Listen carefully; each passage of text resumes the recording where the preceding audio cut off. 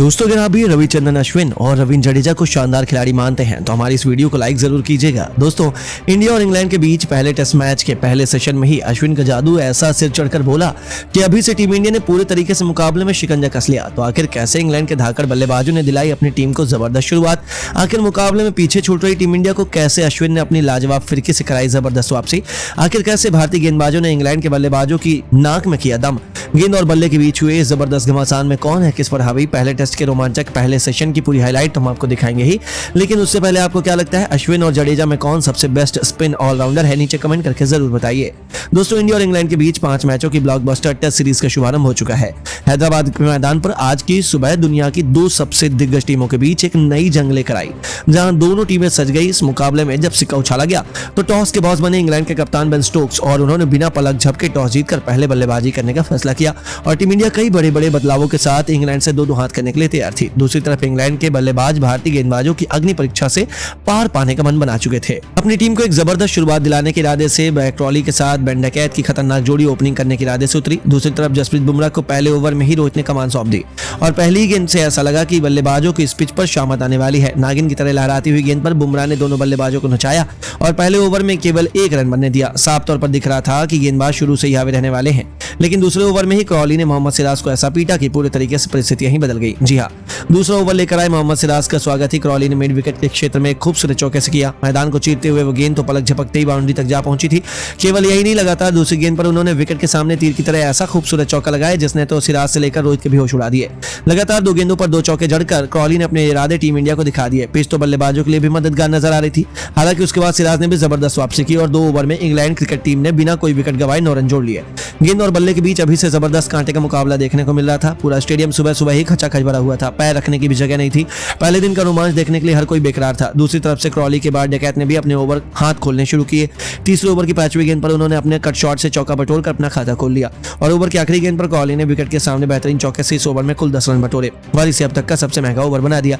दोनों बल्लेबाजों ने अपनी टीम को ऐसी धाकड़ शुरुआत दिलाई कि शुरुआत में ही विकेट चटकाने के बाद भारतीय टीम के प्लान पर उन्होंने पारी फेर दिया।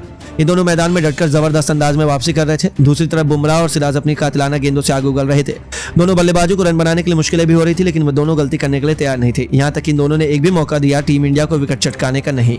7 ओवर बीत चुके थे। दोनों बल्लेबाजों ने 33 रन बनाकर अपनी टीम को एक जबरदस्त शुरुआत दिला दी। भारतीय गेंदबाज विकेटों के लिए तरस रहे थे क्योंकि अभी से इंग्लैंड टीम इंडिया पर हावी नजर आ रही थी। यहां तक कि 8वें ओवर में सिराज के खिलाफ एक और चौका लगाकर उन्होंने पूरे स्टेडियम में सन्नाटा ला दिया।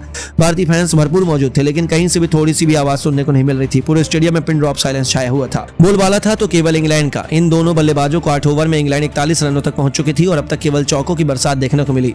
41 रनों में 32 रन तो केवल चौकों से ही दोनों बल्लेबाजों ने बना लिए थे। यानी 8 ओवरों में अब तक दोनों ने मिलकर कुल 8 चौके लगाए और टीम इंडिया की हालत खराब कर दी थी। ऐसे में आखिरकार हार मानकर रोहित ने अपने तुरूप के इक्के रवींद्र जडेजा को गेंदबाजी में बुलाया, जिन पर अपनी टीम को सफलता पाने की बहुत बड़ी जिम्मेदारी थी। और आते ही अपने ओवर में जडेजा ने अपनी फिरकी का ऐसा माया जाल बुना कि लगभग टीम इंडिया को सफलता दिला ही दी। हालांकि क्रॉली भी अपने साथ किस्मत लेकर आए थे। पूरे ओवर में वह गेंद का संपर्क बल्ले से नहीं कर पा रहे थे और जडेजा ने नया ओवर मेडन निकाल लिया, लेकिन टीम इंडिया को विकेट फिर भी नहीं मिल पाया। 10वें ओवर में उन्होंने दूसरे छोर से रवींद्र अश्विन को गेंद थमा दी और उनकी पहली गेंद पर इतनी ज्यादा स्पिन हुई जिसे देखकर बल्लेबाज क्या खुद रोहित भी अश्विन भी दंग रह गए। साफ तौर पर दिख रहा था कि पिन से स्पिन गेंदबाजों को मदद मिल रही है। स्पिन गेंदबाजों को खेल पाना उन दोनों बल्लेबाजों के लिए इतना आसान नहीं हो पा रहा था। 10 ओवर में इंग्लैंड केवल 42 रन बना पाई, लेकिन यह टेस्ट क्रिकेट के लिहाज से बहुत जबरदस्त शुरुआत मानी जा रही थी, जहां दोनों ने 4.2 रनों के हिसाब से रन रेट बटोरे थे। दोनों छोरों से अब स्पिन का आक्रमण शुरू हो चुका था। विकेट अब ज्यादा दूर नहीं लग रही थी, लेकिन ये दोनों बल्लेबाज काउंटर अटैक करने पर तुले हुए थे। 11वां ओवर लेकर आए रवींद्र जडेजा की आखिरी 2 गेंदों पर बेन डकैत ने एक के बाद एक 2 चौके लगाकर अपनी टीम को 50 रनों के पार पहुंचा दिया, जहां उनकी धाकड़ बल्लेबाजी के दम पर न केवल 11 ओवर में इंग्लैंड ने 53 रन बना लिए, बल्कि इन दोनों ने बेहतरीन अर्धशतक की ओपनिंग साझेदारी को भी अंजाम दिया, वह भी रॉकेट की रफ्तार से। टीम इंडिया पूरी तरह से फंस चुकी थी, लेकिन टीम इंडिया का पीट पाना वह भी भारतीय सरजमी पर बच्चों का खेल थोड़ी है। बहुत जल्द रोहित शर्मा का मास्टर प्लान काम कर गया। पारी का 15वां ओवर लेकर आए रविचंद्रन अश्विन ने 5वीं गेंद पर अपनी फिरकी के जाल में वेन डकैत को फंसा लिया और उनकी गेंद सीधा जाकर डकैत के पैर पर लगी। अंपायर की उंगली खड़ी हो गई। रविचंद्रन अश्विन ने हमेशा की तरह एक बार फिर टीम इंडिया को पहली सफलता दिला दी। हालांकि डकैत ने इस पर रिव्यू लिया, लेकिन वह भी बर्बाद साबित हुआ। डकैत को 39 गेंद पर 7 चौकों की मदद से 35 रन बनाकर वापस लौटना पड़ा। 55 रनों के स्कोर पर टीम इंडिया को पहली सफलता हासिल हुई। उनके आउट होने के बाद ऑली पॉप नंबर 3 के पायदान पर अपनी टीम को संभालने के लिए मैदान में कदम रख चुके थे। दूसरी तरफ टीम इंडिया ने मैच में जबरदस्त वापसी की और और 14 ओवर में इंग्लैंड ने 58 रन बनाए। ड्रिंक ब्रेक तक मुकाबला बराबरी पर था, लेकिन फिर वैसा ही हुआ जैसा कि उम्मीद। भारतीय गेंदबाजों ने अपनी लाजवाब गेंदों से इंग्लैंड की टीम की नाक में दम कर दिया और पहले दिन का पहला सेशन खत्म होने तक टीम इंडिया पूरी तरीके से इंग्लैंड पर हावी नजर आ रही थी। हर गेंदबाजों पर टूटकर प्रहार कर रहे थे। टीम के कप्तान बेन स्टोक्स भी गेंदबाजी करने आए और लेकिन कुछ खास कमाल नहीं कर पाए। रोहित शर्मा उनके ओवर में 3 लगातार चौके जड़ दिए। भारतीय टीम का स्कोर तेजी से आगे बढ़ा रहा था। दोनों की बल्लेबाजी देखकर यही लग रहा था कि टीम इंडिया वनडे मैच खेल रही हो। जब तक ये दोनों बल्लेबाज मैदान पर रहेंगे तब तक यही नजारा देखने को मिलेगा। देखते ही देखते दोनों बल्लेबाजों ने मिलकर भारतीय टीम के स्कोर को 150 रनों के पार पहुंचा दिया। पहला सेशन लग रहा था पूरी तरह से भारत के पक्ष में ही है, क्योंकि भारतीय बल्लेबाजों ने इंग्लैंड के गेंदबाजों पर जमकर हमला बोला। वहीं रोहित शर्मा खतरनाक बल्लेबाजी करते हुए अपने शतक के करीब आ गए। साथ ही शुभमन गिल भी अपने शतक से केवल 10 रन दूर थे। अब देखकर यही लग रहा था कि कौन सा बल्लेबाज पहले शतक लगाएगा, लेकिन हर किसी को पता है रोहित शर्मा शतक के नजदीक आने के बाद भी उसी अंदाज में बल्लेबाजी कर रहे थे। ठीक वही अंदाज अपनाते हुए रोहित शर्मा ने मार्क वुड की पहली गेंद पर शानदार फुल शॉट खेलकर छक्का जड़ दिया और अपना तूफानी शतक कभी ठोक दिया। वहीं शुभमन गिल कहां पीछे हटने वाले थे। इन्होंने भी बेन स्टोक्स की पहली गेंद पर शानदार चौका जड़ दिया और फिर दूसरी गेंद पर एक गगनचुंबी छक्का जड़कर अपना शतक ठोक दिया। दोनों बल्लेबाजों ने मिलकर 200 रनों की साझेदारी पूरी कर ली और भारतीय टीम के स्कोर को 220 रनों तक लंच से पहले पहुंच गई। लंच के बाद भी दोनों बल्लेबाज इस अंदाज में बल्लेबाजी कर रहे थे। दोनों खिलाड़ियों का बल्ला रुकने का नाम नहीं ले रहा था। इंग्लैंड के कप्तान बेन स्टोक्स पूरी तरह से परेशान नजर आ रहे थे। अभी तक इंग्लैंड के गेंदबाजों ने एक भी विकेट टीम इंडिया का नहीं गिरा पाया था, लेकिन इंग्लैंड टीम के लिए भगवान बनकर आए जैक लीच ने अपनी खतरनाक फिरकी से शुभमन गिल को पवेलियन का रास्ता दिखा दिया और भारतीय टीम को बहुत बड़ा झटका लग गया। 250 रनों की साझेदारी के बाद यह साझेदारी यहीं पर टूट गई। शुभमन गिल 120 रन बनाकर पवेलियन लौट गए, लेकिन रोहित शर्मा अभी भी मैदान पर टिके हुए थे। अब इनका साथ देने के लिए मैदान पर यशस्वी जायसवाल आ चुके थे।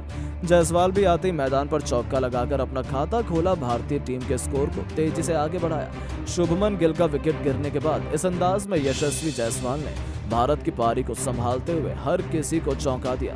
रोहित शर्मा भी कोहली का भरपूर साथ निभा रहे थे। भारतीय टीम का स्कोर तेजी से आगे बढ़ रहा था। भारतीय खेमा जायसवाल की भी बल्लेबाजी देखकर पूरी तरह से खुश था। स्टेडियम में बैठे दर्शक भी जश्न मना रहे थे। ये मैच लग नहीं रहा था कि टेस्ट मैच खेला जा रहा है, क्योंकि भारतीय बल्लेबाज मैदान पर आते ही धमाल मचाना शुरू कर दे रहे थे। देखते ही देखते भारतीय टीम का स्कोर 300 रनों तक पहुंच गया। वहीं यशस्वी जायसवाल चौके और छक्के लगाकर अपने अर्धशतक की तरफ बढ़ गए, लेकिन जायसवाल रुकने का नाम नहीं ले रहे थे।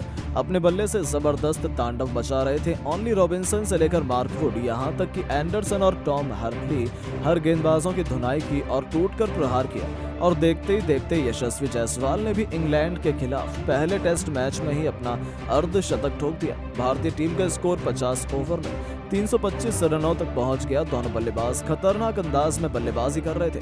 वहीं रोहित शर्मा टी ब्रेक से पहले ही अपना 150 रन पूरा कर लिया। वहीं रोहित शर्मा और यशस्वी जायसवाल ने भी अर्धशतकीय पार्टनरशिप कर चुके थे और मैदान पर अभी भी टिके हुए थे। टी ब्रेक के बाद उतरते ही मैदान पर जायसवाल ने एक बार फिर चौका लगाकर पारी की शुरुआत की।